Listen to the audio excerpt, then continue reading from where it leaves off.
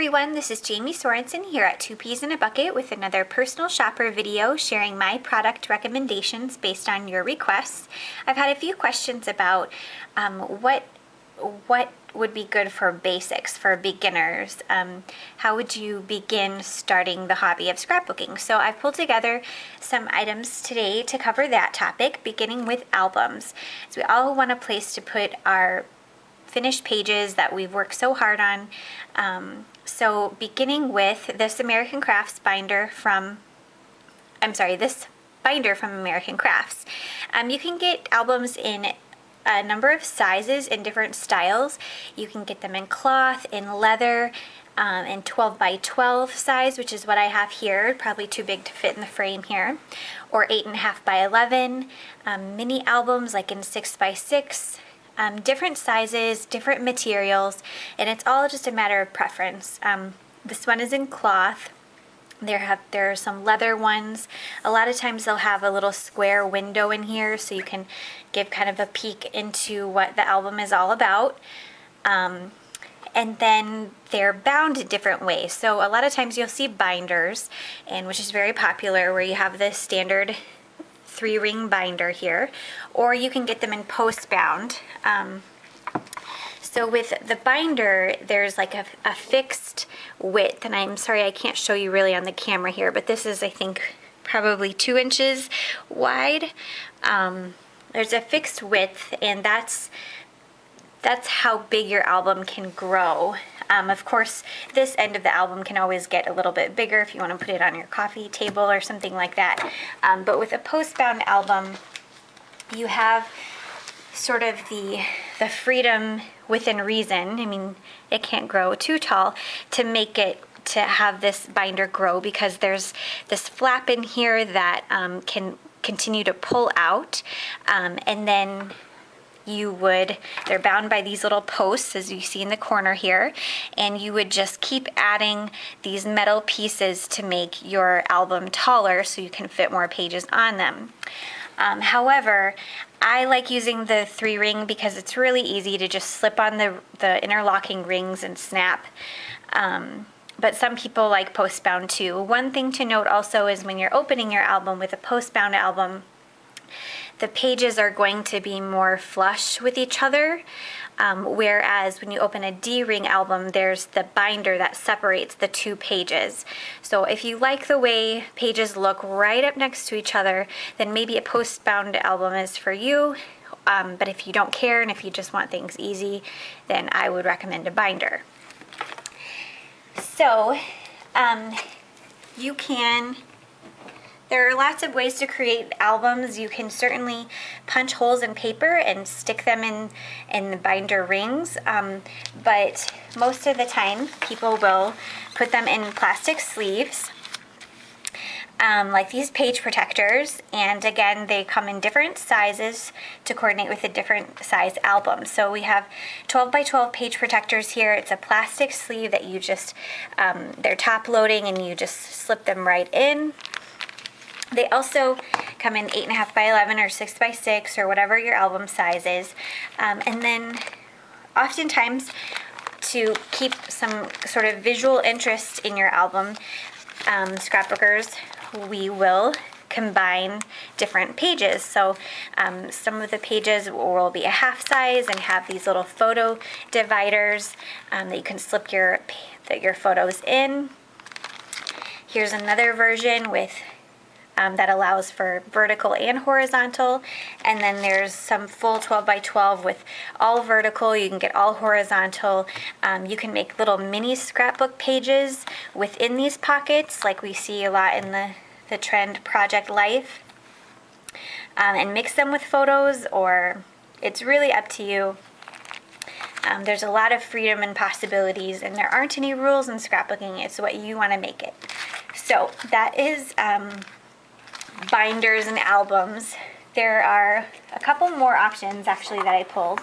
If you want maybe just a a little bit more inexpensive, less bulky album. We have these smaller journal binders from Ditto, and these do not come with sleeves. They're just the raw binder itself, and I say raw because this binder part is wrapped in cloth, and then this is like a chipboard that you can decorate or you can leave plain.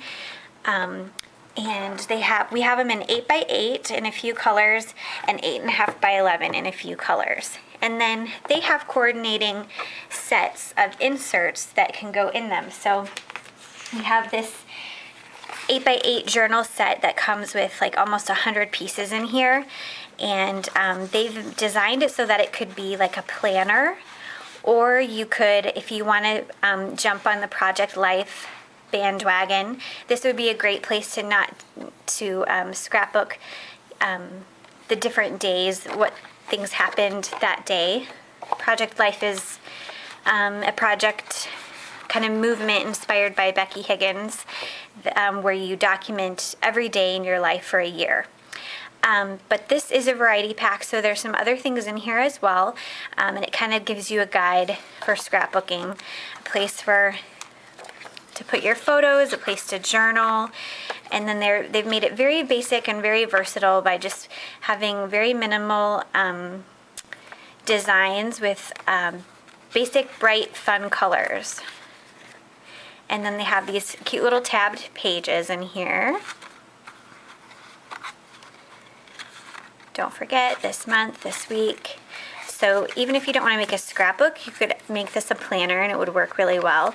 There's also these different sleeves in here where you can put little photos in here as well. All right, so that was the 8x8 journal set from Ditto. They also have one in 8.5 by 11. And that is right here. It includes 2 different sets of sticker sheets. Excuse me, that's hard to say fast. Library pockets, some coin envelopes. These are very cool. It'd be fun to tuck in tickets and memorabilia. Calendar pages, ideas and doodles, checklists, all different kinds of things. Have some pages that have the journaling lines all over. And then they also have some page protector sleeves in here as well, with 2 big pockets for you to slip in. You can certainly create your own scrapbook just by punching paper and punching, thicker weighted material like chipboard, or altering an old book or something like that. So if you wanted to make your own, that's an option too for when you get started on your scrapbooks. There are lots of items on the market that kind of give you a jump start to creating your own, like these chipboard albums from Maya Road and Seven Gypsies. They've got kind of the bones, the foundational pieces, like the binder and these heavyweight pages that you can then alter by putting photos on and covering, painting, anything you want. All right, so that's kind of an overview of albums and what I would recommend. I would also recommend getting just the very, very basics. You're gonna need some adhesive. So this is from Tombow, and these are adhesive dots that come in a roller, and you can also buy the refills for them. There's all different kinds of adhesive on the market, and I picked this one to share with you because it got high reviews in our store. I've used it before and it works great. You just refill this gun thing and then apply the adhesive, and it comes in this pattern kind of like what you see down here in kind of a diamond pattern, and if you're quick enough you can kind of rub off the adhesive and reposition if you changed your mind, but it does become permanent, so you'd have to act fast. But this is really nice rather than, there's some adhesive that comes with little paper tabs on the back of them. That gets messy, so having it in a nice dispenser like this is good. Also, if you want to give some dimension to your designs, maybe by cutting out a flower out of a piece of pattern paper and then popping it off the page. These are foam square adhesives, which are really fun, and you can layer them and make different layers on your page. Also, you'll need some scissors. These are from Martha Stewart, and they're her all-purpose scissors. And they have a nice little case here and look very sleek and classy. I also am a big fan of dating scrapbook pages and incorporating your own journaling. And this is a pen set from American Crafts. That's the Slick Writer. And the reason why it's called Slick Writer is because you can use it on a number of different surfaces. So you can use it on your photos. There are, different papers have different finishes. Some of them are more glossy or something. You can also use this on ribbon, vellum, metal, and glass. And it dries quickly, and it comes in 3 different points: fine, medium, and bold. You'll also need to add some some paper to your stash, and we carry cardstock in 8.5 by 11 and 12 by 12 in the craft white and black, and you can't go wrong with these basic colors. They're a great neutral background palette, so I would suggest stocking up on these. And then also, if you're wanting to add some color in there, these collection packs from Echo Park, the Dots and Stripes, are a great choice. Dots and Stripes are classic patterns that you can't go wrong, and they mix kind of larger scale patterns with smaller scale, with white and bright colors, as well as tone-on-tone designs. So it's just, they're just very smart in that a lot of people with a lot of different styles can work with these and come up with something all their very own, and it's a great just basic pattern set to have on hand. And then if you're wanting more neutrals, I'm sorry, let me share with you. These come with 12 double-sided papers in each thing, so you're getting like 24 patterns total. And they have the soda fountain and home front, so those are the 2 I have in front of me. Studio Calico has 2 lines. One is Classic Calico, and then they did Classic Calico 2. And so these are patterns with neutrals, and I've shared with these before in my personal shopper videos because they are so versatile. If you're really wanting patterns that will work with anything, these work well. They have cool grids, wood grains, polka dots, alphabets, some just really trendy patterns. They know what's going on. I love this little Polaroid one. So those were Classic Calico by Studio Calico. And then for embellishments, I didn't pull a lot of embellishments because that's kind of a whole other world of paper crafting supplies. There's so many different kinds, and I could go on forever. So I would just suggest starting with stickers. And there's lots of different design and element kind of icon and accent stickers, but I would also recommend stocking up on alphabet stickers. And I pulled these because a lot of manufacturers now are making stickers that come in a lot of different styles and sizes on one sheet, so you're getting a lot of value. These are by Bella Boulevard, and as you can see, there's 1, 2, 3, 4, 5 different styles on one sheet with multiple letters in each one. I know there's also some from Prima and Webster's Pages, Lily Bee Design, and I'll try and link those in my related products under the video. If you're watching this on YouTube, just look in the description for the link and it'll take you there. You can click on this video and see a list of supplies. Last but certainly not least is paper trimmers, and this is a tool that is very essential, and we have a few different kinds in stock right now, and they're always changing as manufacturers are looking to, improve little design pieces and bits. Fiskars is a brand that's known for its tools. And this one is the Sure-Cut paper trimmer, and you're gonna just want to think about when you get a paper trimmer, what's important to you. Is it important that it's lightweight, or do you not care if it's, you know, heavier, if this is going to be in the same room and you're not really going to move it around?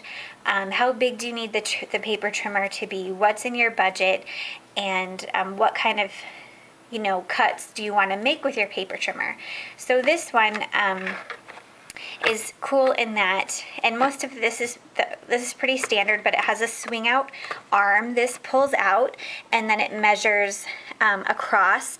It has all these cool little shortcut guides right here that are kind of standard sizes for photos and cards.